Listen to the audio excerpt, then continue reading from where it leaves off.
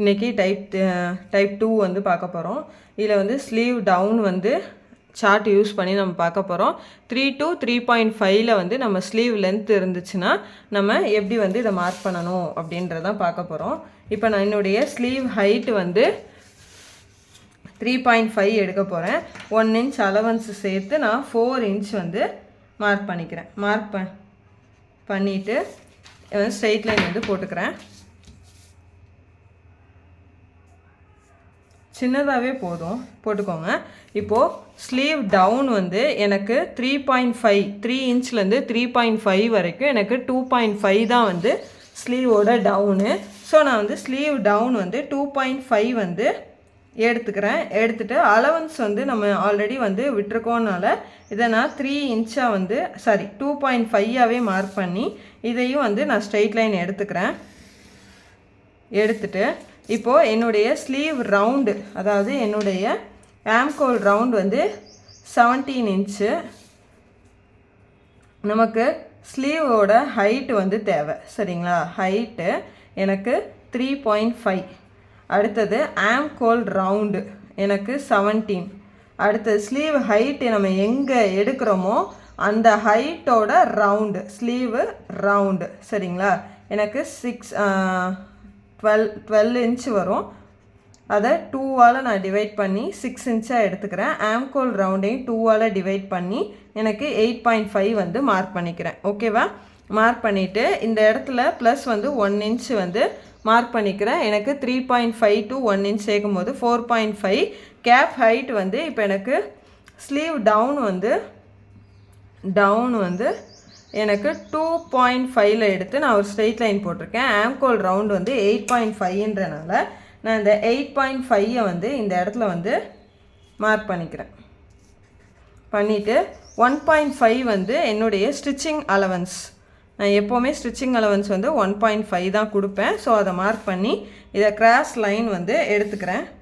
எடுத்துகிட்டு இதோட mid point வந்து நம்ம கண்டுபிடிச்சிடலாம். 8.5ஓட மிட் பாயிண்ட் வந்து 4.25. ஓகேவா? அதை வந்து நான் மார்க் பண்ணிக்கிறேன். இப்போ இந்த இடத்தோட மிட் பாயிண்ட் 4.25லேருந்து 4.25ஓட மிட் பாயிண்ட் 2.1. ஸோ நான் அதையும் இந்த இடத்துல மார்க் பண்ணிக்கிறேன்.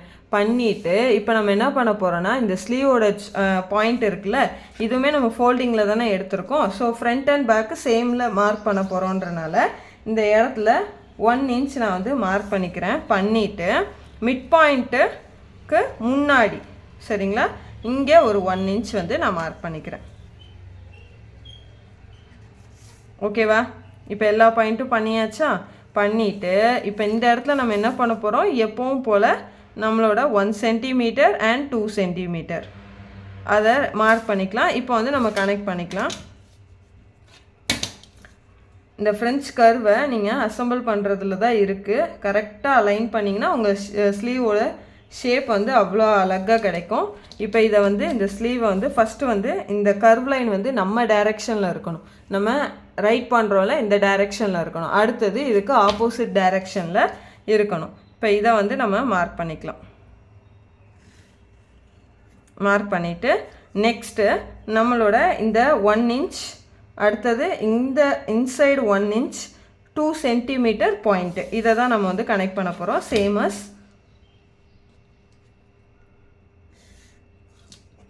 அடுத்தது இப்போ இந்த பாயிண்ட், ஃபஸ்ட்டு இந்த பாயிண்ட்டை டச் பண்ணிக்கோங்க. ஓகேவா? அடுத்தது இந்த பாயிண்ட். இப்படி பண்ணும்போது நமக்கு கரெக்டாக வந்து அந்த இது கிடைக்கும். ஓகேவா? இப்போ என்னுடைய ரவுண்ட் வந்து 6.5. ஸோ நான் அதை வந்து மார்க் பண்ணிக்கிறேன். பண்ணிவிட்டு 1.5 வந்து மார்க் பண்ணி இதை வந்து ஸ்ட்ரெயிட் லைன் வந்து போட்டுக்கிறேன்.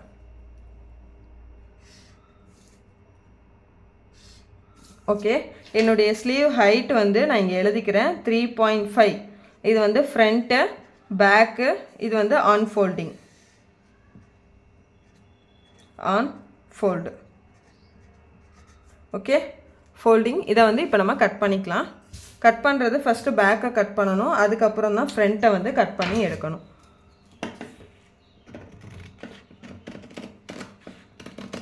உங்களோட ப்ளவுஸோட ராங் சைடு திருப்பி உங்கள் ப்ளவுஸ் மெஷர்மெண்ட்டு எவ்வளோ வருதோ பேக் சைடு மட்டும் மெஷர் பண்ணுங்கள். பண்ணிவிட்டு அடுத்தது அதே ராங் சைடில் ஃப்ரண்ட் சைட்லேயும் எடுத்து மெஷர் பண்ணி ஃப்ரண்ட் அண்ட் பேக் வந்து எவ்வளோ வருதோ அதை கரெக்டாக இந்த கர்வ் லைனை வச்சு மார்க் பண்ணி நம்ம எடுக்கணும். ஃப்ரண்ட் அண்ட் பேக் ஒரே இடத்துல மீட் ஆகுச்சுன்னா விட்டுருங்க, பிரச்சனை இல்லை.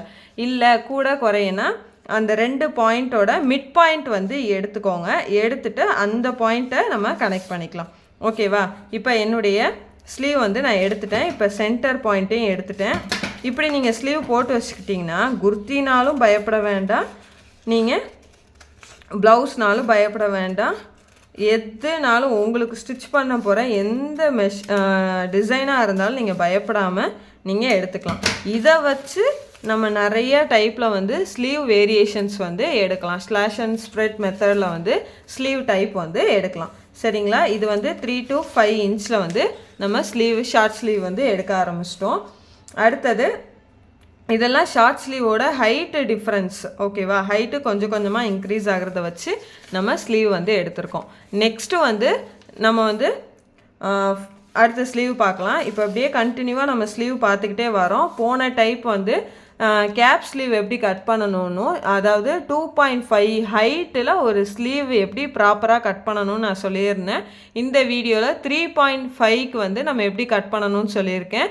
இது உங்கள் ஆம்கோல் ரவுண்டை மெஷர் பண்ணி நம்ம எடுத்த ஸ்லீவு. இந்த ஸ்லீவ் பேட்டர்னை வச்சு நம்ம ப்ளவுஸுக்கோ குர்த்திக்கோ கட் பண்ணிக்கலாம். அந்த டிப்ஸையும் நான் சொல்லியிருக்கேன். ஸோ இதெல்லாம் வந்து ஒரு ப்ரொஃபஷ்னல் கட்டிங்க்கான மெத்தடு. ஸோ இதில் எந்த ஒரு ஃபால்ட்டுமே வராது. ட்ரை பண்ணி பாருங்கள். ஓகேவா? இல்லை ஏதாவது டவுட்னா கேளுங்க. நெக்ஸ்ட் வீடியோவில் பார்க்கலாம்.